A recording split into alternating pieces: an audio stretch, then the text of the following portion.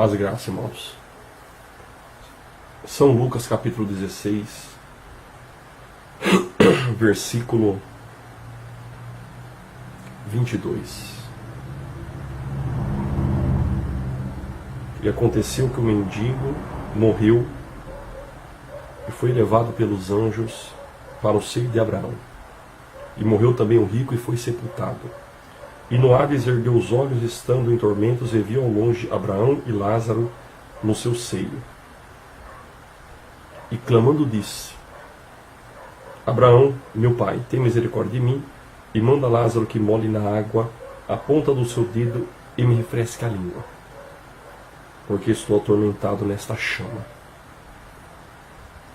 Amém, irmãos? Mas os irmãos vão ler a parábola inteira e vocês vão ver que há um abismo aonde estava o rico e aonde estava Lázaro.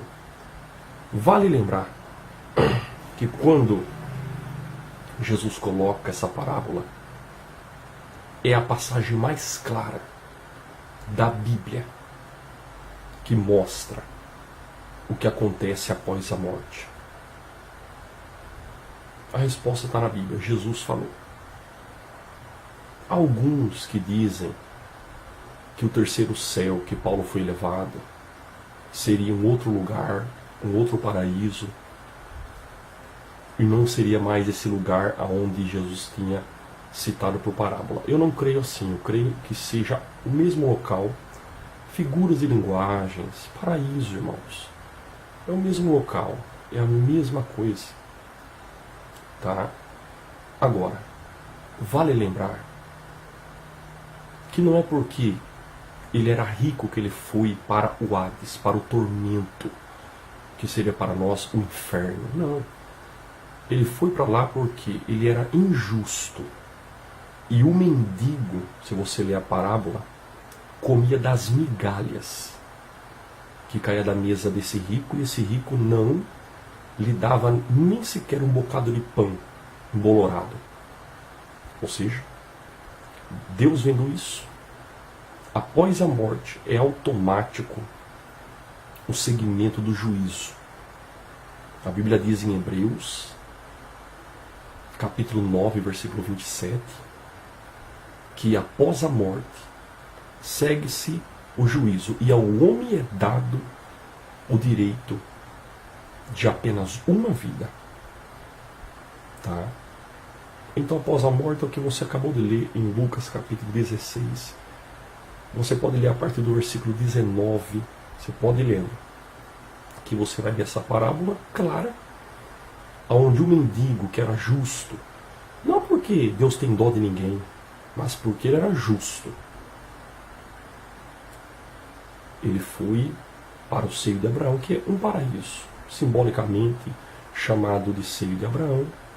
Havia um abismo aonde do outro lado havia o Hades, um lugar de chamas, de tormento, e onde o rico injusto foi para lá, porque não tinha compaixão das pessoas, não tinha um coração compassivo, misericordioso em ajudar ninguém.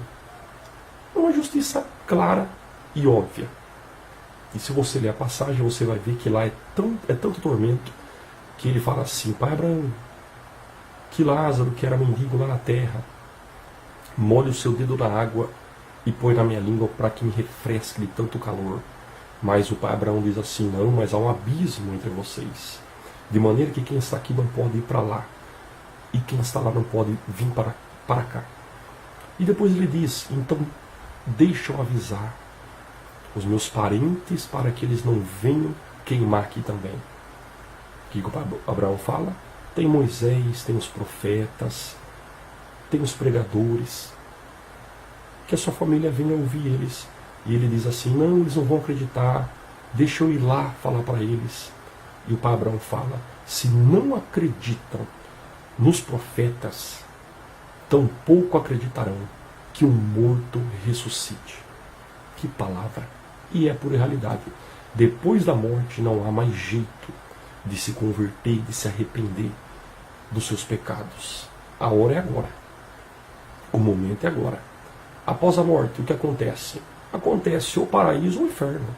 Acontece ou descanso, ou paz, ou tormento, ou tribulação. Mas ainda não é o fim. Depois ainda haverá o juízo final, o julgamento de todos aqueles que morreram, tá? Fora da presença de Deus. Os que não foram achados no livro da vida serão lançados para o lago de fogo, que não é o inferno, porque até o inferno será lançado no lago de fogo, o que é a segunda morte, pior do que essa primeira. Esse Hades e esse seio de Abraão, tanto o paraíso quanto o tormento, é apenas um lugar temporário na eternidade. É um estado, não um lugar como nós conhecemos matéria, lugar ali e aqui, mas eu digo uma posição, uma situação e um estado eterno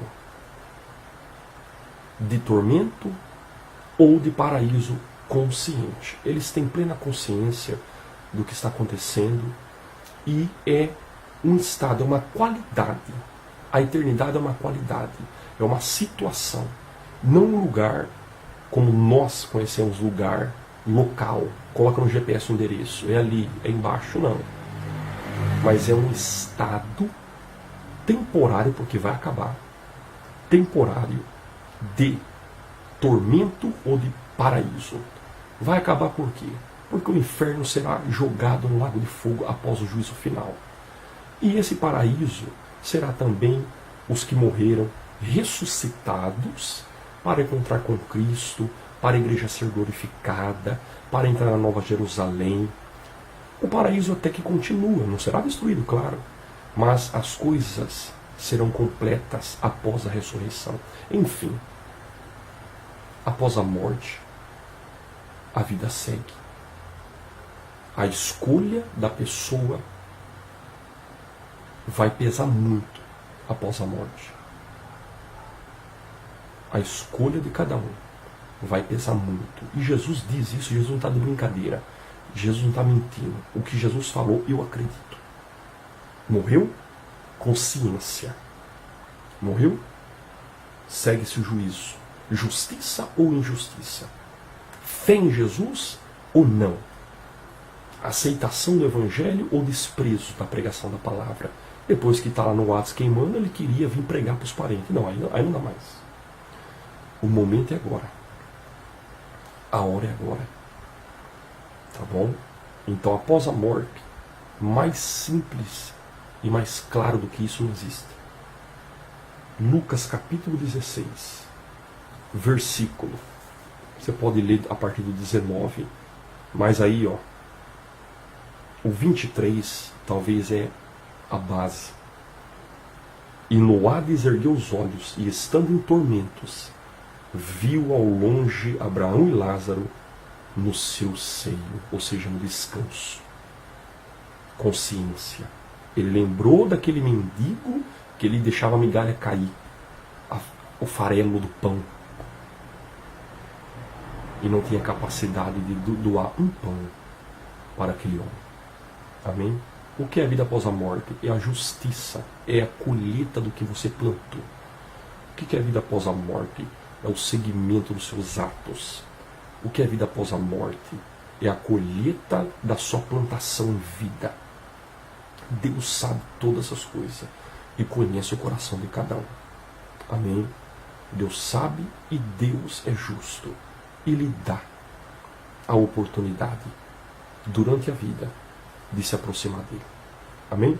Então fique com essa palavra, analise, estude e comprove e tire sua conclusão. Deus abençoe você.